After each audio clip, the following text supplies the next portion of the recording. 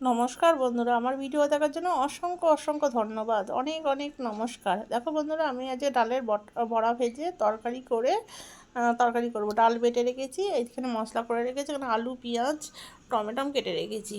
দেখে নাও কীভাবে করি। ডালটার মধ্যে নুন দিয়ে দিয়েছি, হলুদ দিয়ে দিয়েছি, আর একটু সামান্য মিষ্টি দিয়েছি, আর বাটার সময় লঙ্কা বেটে দিয়েছি। তোমরা যদি ঝাল খাও ঝাল খাবে, নাহলে লঙ্কা বেটে দিয়েছি।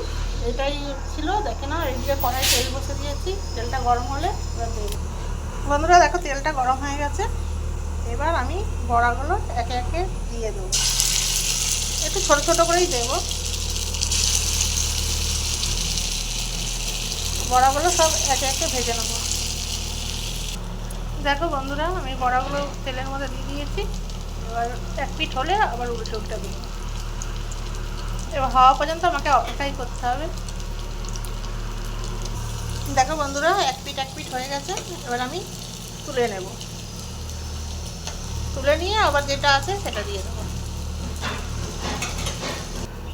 দেখো বন্ধুরা, লাল লাল ভাজা হয়েছে, আমি তুলে নিয়েছি। দেখেছো, লাল লাল হয়ে গেছে ভাজাটা। আমি এখানে আবার তেলের মধ্যে দিয়ে দিয়েছি। যেহেতু আমি একটা হাতে ক্যামেরা ধরে ধরে করছি, ওর জন্য পুরোটা দেখাতে পারছি না বন্ধুরা। দেখো,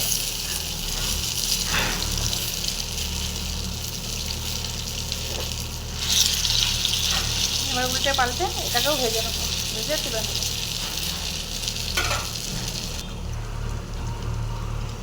দেখো বন্ধুরা, এটা হয়ে গেছে, আমি তুলে নেবো।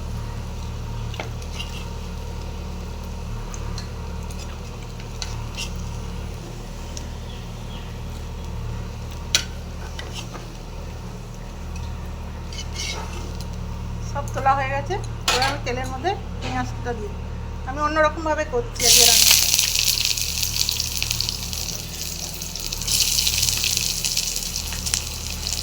পেঁয়াজটা দিয়ে দেবো। দেখো বন্ধুরা, পেঁয়াজটা ভাজা ভাজা হয়ে গেছে। এবার আমি পেঁয়াজটাকে উঠিয়ে নেবো, উঠিয়ে মশলার উপরেই রাখবো। এটা অন্যরকমভাবে করছি।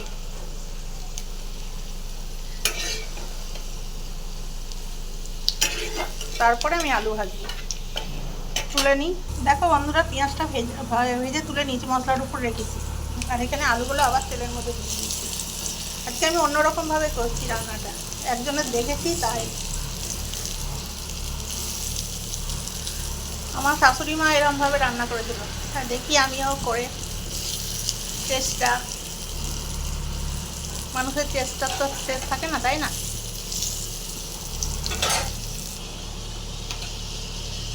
দেখো বন্ধুরা, আলুগুলো প্রায় ভাজা ভাজা হয়ে গেছে।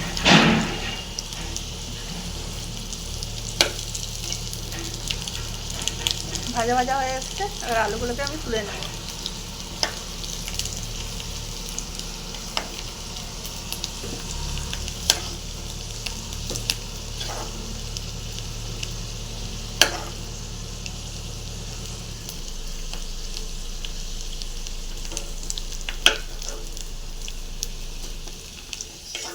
একে একে সব তুলে নিলাম।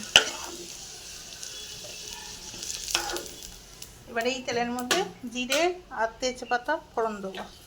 এইগুলো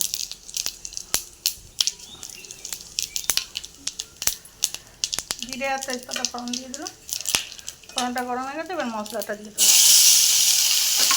মশলার সাথে টমেটোটাও দিয়ে দেবো,